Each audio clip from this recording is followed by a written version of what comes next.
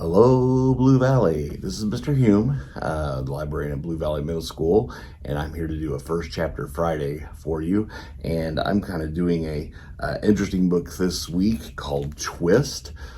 Twist, if you read reviews of it, has been compared to Stranger Things because it's set back in the 80s, and it's kind of fun to hear the 80s references back there if you're a child of the 80s like I am. And even if you're not, it might be interesting to hear some references from another time. Also, is a real good kind of a horror fantasy about these young adults here that are dealing with some horror, some scary animals, some monsters and stuff that have been unleashed on the scene. So I'm going to read the first chapter for you, and hopefully be something that you enjoy hearing. Chapter 1, Bushwhacked. It was a green and stormy night. Tornado season in Oklahoma was like that. People with common sense had already gotten where they were supposed to be, a closet or a bathtub. Any room with no windows was good, unless you lived in a trailer, and then it was better to leave completely. Just another day in Tornado Alley.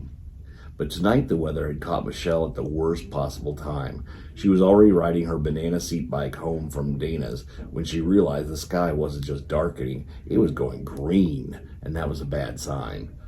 Then she realized the clouds had dropped down to form a long wall across the sky. That was even worse. She still could have been okay, except she took the back way home.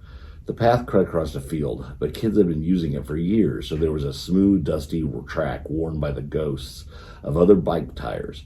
Someone had been on it just a few minutes ago, because in the glow of her bike light, Michelle could see dust floating above the path ahead of her. Even though she had glasses on, she blinked like the particles were going to get in her eyes. The sudden howl of an animal shocked her, and she swerved. Her bike light flickered as she hit a chuck hole, a big one that hadn't been there last time she'd taken the path. The beaded hair ties at the end of her long red braids bounced against her back. "Whoa," she said out loud to no one, squeezing her brakes. Then she hit another one and almost flipped her bike. She rode off the path, waiting to a stop in the tall grass. She wheeled her bike around so she could use her light to see. Right in the middle of the path was a huge paw print. Something growled, much closer than the howl had been. Lightning flashed and thunder rumbled way too quickly for comfort. On the other side of the path, something enormous moved through the grass.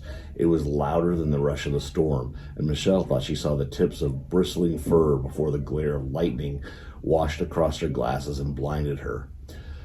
Back on her bike, pedaling as fast as she could, Michelle tried to quiet her breathing so she could listen to the thing that was following her. She could hear the panting of the beast and the crashing of its body through the grass as it chased her. Then it was on the path, and its paws were silent, but its breathing was getting closer. Above them, the storm clouds rolled across the Oklahoma sky. Michelle was in the home stretch now. She could see the lights of her street in the distance, but she was also on a downhill slope. Pedaling couldn't help her anymore. All she could do was hold on and steer. She jumped a bump in the path, then another. She bounced on her seat, and then her glasses bounced on her nose. Then she fell. The bike skidded out from under her on a dusty path. The handlebar hit her on the knee hard, and her glasses flew off. There wasn't any time to look for them. There wasn't any time to scream. With an echoing howl, the creature sprang.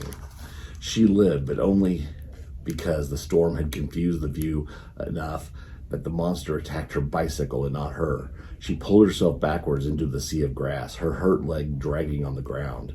On the path, she could hear the squeal of metal and the snarls of the creatures that found a machine instead of meat. Then she heard a snort as its head swung up, fixed on her location. Quick as the lightning overhead, she rolled over and dragged herself to her feet. She limped down the hill towards a drainage ditch as enormous raindrops began to splatter all around her. Lightning flashed, and the thunder was deafening. She slipped and fell again, this time tumbling downhill into the water at the bottom of the ditch. The rain was blinding. She got up onto her hands and knees as best she could. She started to head up the hill towards the tall wooden fence that enclosed her yard. There was no gate on the back, but she could scream for help, and maybe someone would hear her. Then an enormous dark shadow crossed in front of her. Michelle made for the concrete arch that separated the ditch from the cow pasture. The water in the ditch was rising as the rain ran downhill across the hard-baked summer dirt instead of soaking in. Water got up her nose, and she choked, but she kept going. She didn't look behind her. She could hear splashing, panting, grunting, but she was too afraid to look or think or stop.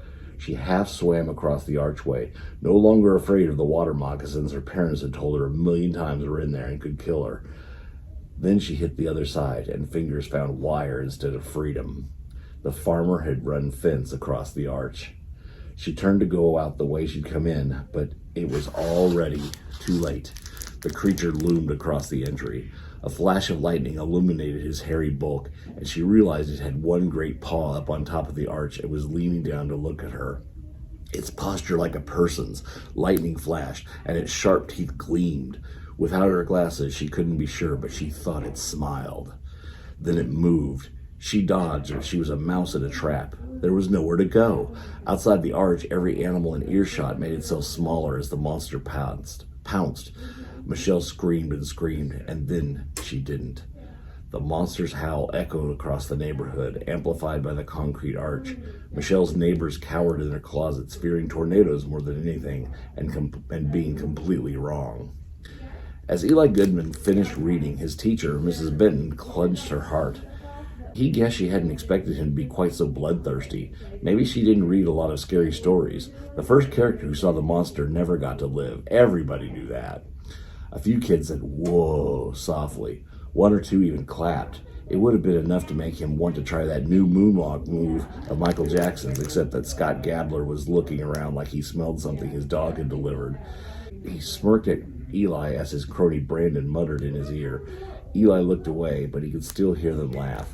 "So," said Mrs. Benton, widening her eyes at the class as if to say, "Wasn't that something?"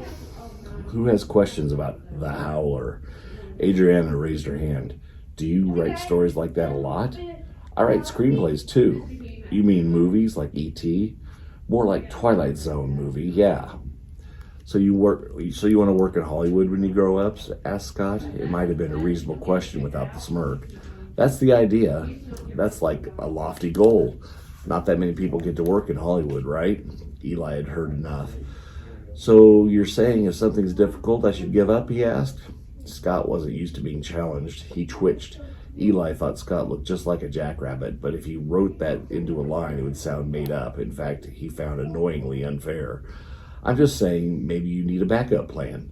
Mrs. Benton didn't generally meddle in arguments unless someone was using fighting words. She liked to say tough questions build brain plasticity, whatever that was. Eli didn't care. He was mad. Backup plans are for people who don't believe in what they're doing, or people who aren't any good at it. What's the career outlook for people who are obsessed with computer games? Eli knew that was a direct hit. Lately, all Scott could talk about was Zork. Just as a collective ooh began to rise, Mrs. Benton cut in. "You know," she said, "you two have been giving me an interesting idea." The class, smelling trouble, got quiet fast. "Let's discuss a new topic, a project." "Project?" and Jay through his blue lips. The boy had been in a bad habit of putting markers in his mouth when he was thinking. Eli would have paid good money to get him to stop, because at first glance he always thought Jay had been poisoned. It was, he guessed, the downside of being a horror writer. "Yes, but the good news is that you don't have to go it alone. You'll have help." "This is a group project?" asked Nia Prasad, looking up from her sketchbook. It sounded more like an ambush to Eli, and from the look on Nia's face, she agreed. "Yes," said Mrs. Benton. "Let's call this the Venn diagram project." Eli knew what a Venn diagram was. It was a chart made out of circles. It was supposed to show where different subjects overlapped and where they didn't. "I'm going to break you into teams. Your first step will be to sit down and discuss your various interests. Then I want you to figure out where those subjects connect." "What if they don't?" asked Scott with a scowl. Eli pictured his and Scott's Venn diagram circles repelling each other like magnetic opposites, same as they did in real life. "They will," said Mrs. Benton, with a smile designed to have the same effect as a firm hand on Scott's shoulder. "In fact, I'm so confident about this that if you can't come up with any commonalities yourself, I'll sit down with your team over lunch period and we'll brainstorm. I personally guarantee you will find one." Scott shut his mouth. Nobody wanted to give up lunch period, even for Mrs. B. Court Castle's hand went up next. She was leaning back in her chair like it was a rocker, her long blonde braid dangling over the back. This naturally made Eli picture her whacking her head on the floor. If you wrote it into a story, though, the floor wouldn't be carpeted. That way the thud would be louder. So after we have this little meeting of the minds, Court drawled, what do we do next? I'll come up with a list of activities to help you explore your shared interests as a group, said Mrs. Benton. You'll complete one, document it, and present your results to the class. I hate group projects, muttered Kelly. Eli, who was still awkwardly standing by Mrs. B's desk, would have to remember how much she could hear from the front of the room. Not that he disagreed. Kelly's disgust for group projects was pretty much universal. One kid always ended up doing most of the work, and since it was a pull-out program for gifted students, everybody in Mrs. Benton's class had been that kid. Have a little faith, Miss Benton, said Miss Benton, smiling at Kelly. Now to choose groups. You can sit down, Eli.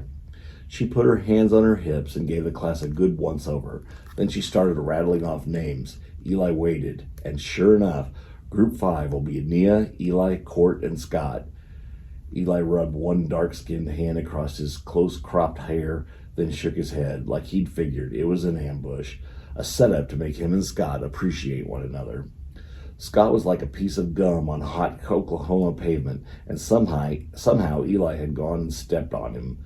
Everywhere he went, he dragged a long trail of Scott behind him.